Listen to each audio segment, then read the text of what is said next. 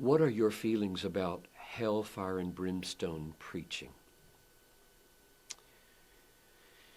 Oh, that I knew what preaching they had in mind, because I can conceive of hellfire and brimstone preaching that I would feel very angry about. And I can imagine hellfire and brimstone preaching that I would feel very thankful for and want to do more of myself. So what would be the difference? Maybe that would be a helpful thing to say. I have gone to churches, I better not say where or when.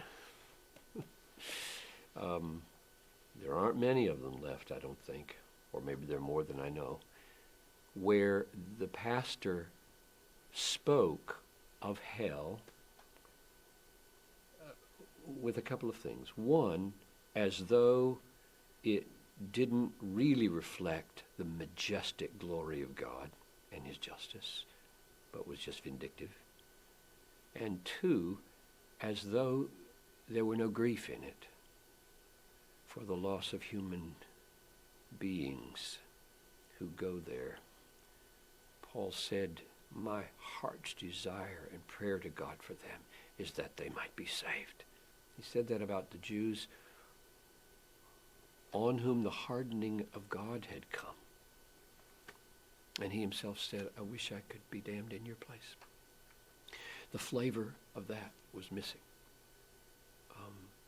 The third fault is that the emotional over-the-topness of the anger wasn't compensated for by a similar kind of sweet, wonderful, affectionate emotion for forgiveness and for the gospel and for the cross.